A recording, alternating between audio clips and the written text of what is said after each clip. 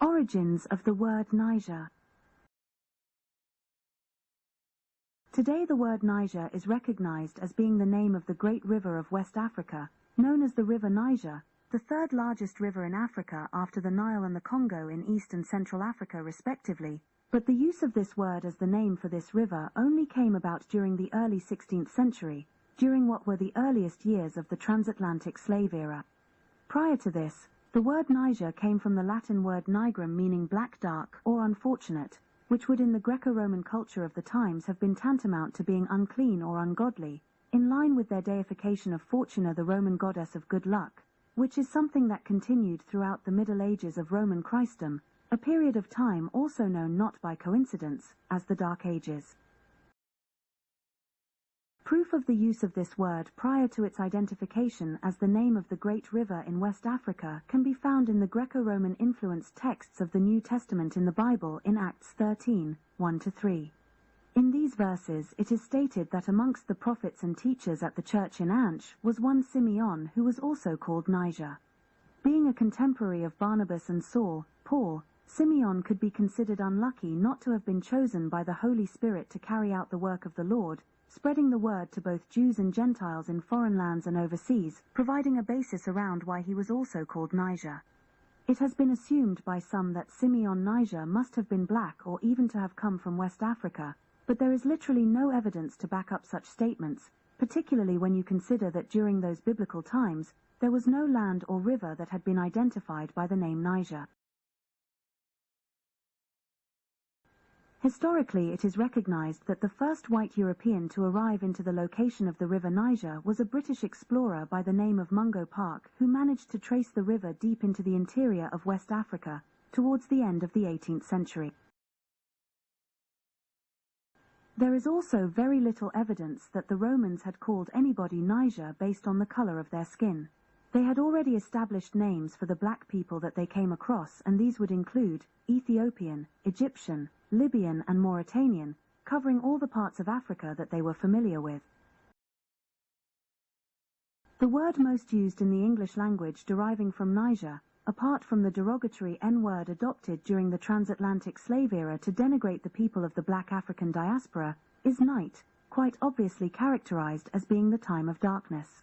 Popular Eurocentric superstitions endure today, associating nighttime and darkness with witches, ghosts, monsters and demons, as well as countless other unpleasant manifestations of misery, fear and trauma. The first non-Africans in the region of the River Niger were Arab traders who arrived during the 12th century as the Islamic faith began to take hold in many of the territories close to the Sahara, naming the great river the River of Rivers, translating it from the given name for that river by the West African people of that region. The name Niger was introduced for the river through a book authored by a Moor intellect and diplomat who had taken on the name Leo de Medicis after his patron and mentor Pope Leo X. He was born Hassan Muhammad al-Wazn in Granada, Spain, during the first years of the Catholic reconquest in the region, into a wealthy family of the Islamic faith who were able to afford to emigrate to Morocco when he was still a baby. He was university educated in Fez, Morocco, and had visited Timbuktu with his uncle when still a teenager. After performing a pilgrimage to Mecca in 1518, he was captured on his return journey home by Spanish pirates in the Mediterranean Sea and imprisoned, destined to be forced into slavery, before being sent to Rome and rescued by Pope Leo, who recognized his intellectual background and wished to benefit from his insider knowledge in relation to North Africa, as a Moor diplomat.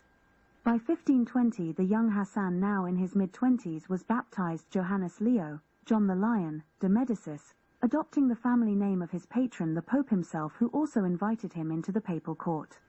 After the death of Pope Leo in the following year, Leo de Medicis left Rome supposedly under a cloud of suspicion, because of his original Muslim background.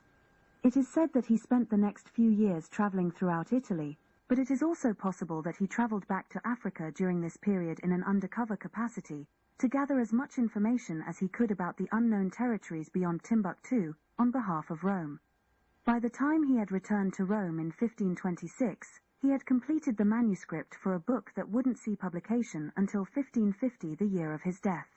The English translated version, titled A Geographical History of Africa, was published 50 years later in 1600, crediting Leo Africanus as the author. Africanus being the name given to identify him as being a person of North African heritage, in this context at least a modern version of the term Moor.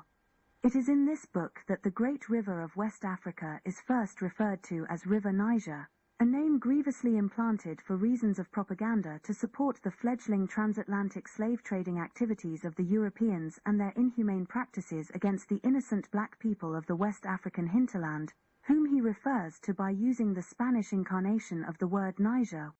which was Negro. A quote from his book stating, "The river of Niger, running through the land of the Negroes.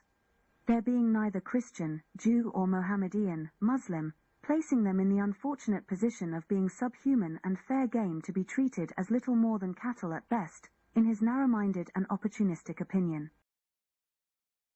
Judging by the actions and deeds of Leo Africanus during his time, it could be fair to assume that he was effectively a double agent in the Cold War situation between the Barbary states led by the Ottoman Turks and the Roman Catholic states of Western Europe. As a proud Moor, despite his conversion to the Christian faith, it would have been in Africanus' interest to attempt to divert Spanish and Portuguese eyes away from the prospect of using Moors as a people to capture and use as slaves in the territories that they had claimed in the New World across the ocean. The Moors on the north coast had themselves been trailing the trade routes south into the borders of the West African regions, seeking to purchase slaves and other valuable treasures and resources over several centuries, so there wouldn't have been any feelings of protectionism from them towards their southern neighbors. He was therefore heavily dedicated to creating a mechanism that would allow him to differentiate the Moors from the less culturally tainted and darker-skinned West Africans, and it is exactly this that Africanus uses to shape the views of his European audience against the people of West Africa and beyond, on the continent. He does this by pointing out that the region of the Sahara had in past ancient times been a rich, fertile and heavily populated land, implying that due to their evil acts and deeds, the land had become reduced to desert and the people forced to migrate south to the location he calls the land of the Negroes. A clear distortion of historical fact, as it is now accepted that any ancient migration that may have occurred away from the Sahara region spread in all directions, including northwards. He continues his literary assault by posing a question as to why it is that the north coast regions, which in his words are lying over against Europe, remained fertile, adding that even the coastal regions of the northwest stretching down as far as present-day Guinea-Bissau had to a lesser extent continued to benefit from the fertile condition of the African soil. This to mark out the difference between these coastal people who can be called Moors, if not by blood, then certainly by association, and the so-called Negroes of West Africa whose supposed natural characteristics made them unworthy to be considered equal amongst men. He defended his use of the word Niger to name the great river by referring to old stories dating back to Ptolemaic Egypt, speaking of a great estuary flowing into the Atlantic Ocean from the northwest African coast, which he claims they called Niger.